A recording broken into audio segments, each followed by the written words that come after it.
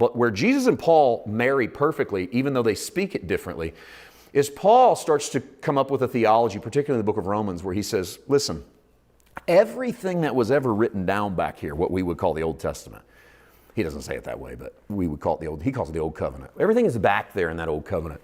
He goes, the mistake that Israel made was thinking that by keeping it, they could be made righteous. And he goes, the blessing that's fallen upon Gentiles is that they didn't ask for it by their works. They asked for righteousness by faith.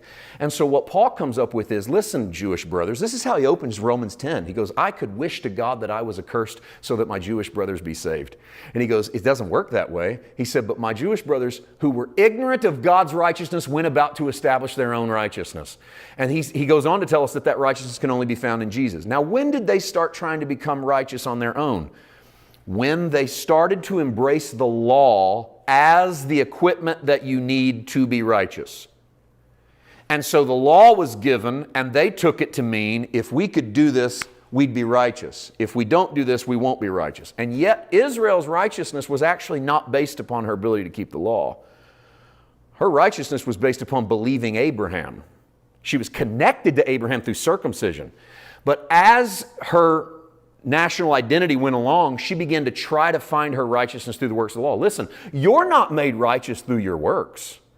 But if you start trying to find your identity through your righteous works, you will find yourself as spiritually dead as the Israel of Romans 9 was finding herself. Dead and miserable. Because you've replaced what the law and the prophets was actually for and started making it about something else. So you say, well, what was it really for? Do unto others as you'd have them to do unto you, for such is the law and the prophets. What's Jesus saying?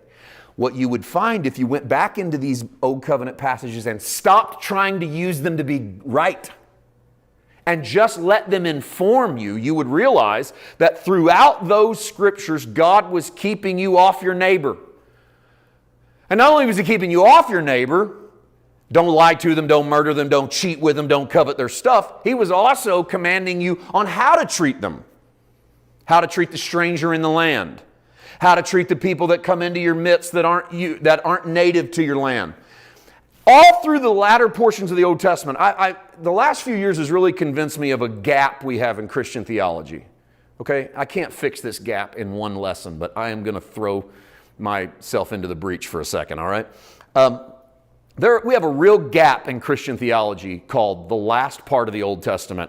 Most of us, those are the crispy books.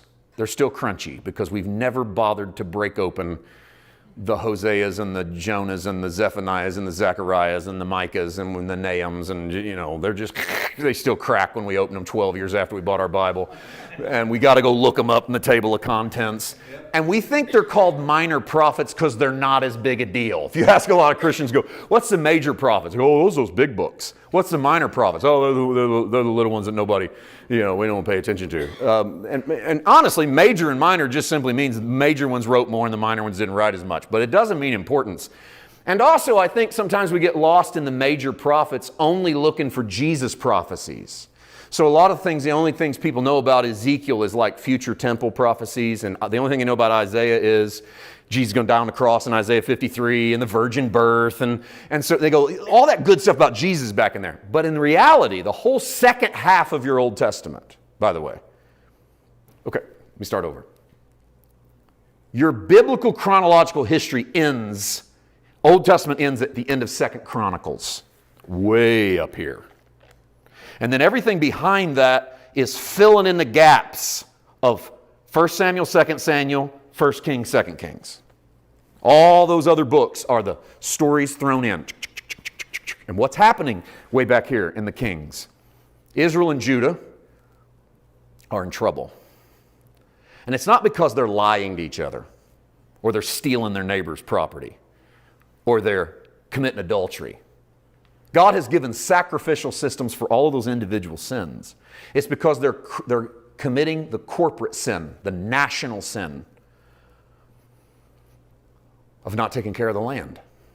They were given this land, and they butt the property up next to one another, and they stop honoring Jubilee, where they give the property back at the end of 50 years.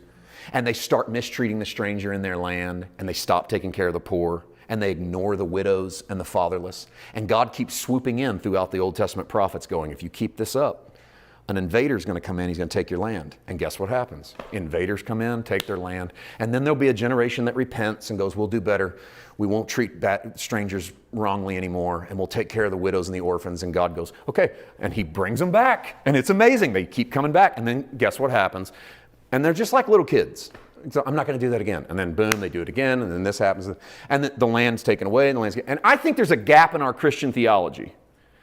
That because we don't look at that second half of the Old Testament, we don't realize that the issue that was going on at the last half of the Old Testament is they ignored the front half. And the front half was, love your neighbor as yourself. If you don't love your neighbor as yourself, there's going to be hell to pay. Like literal.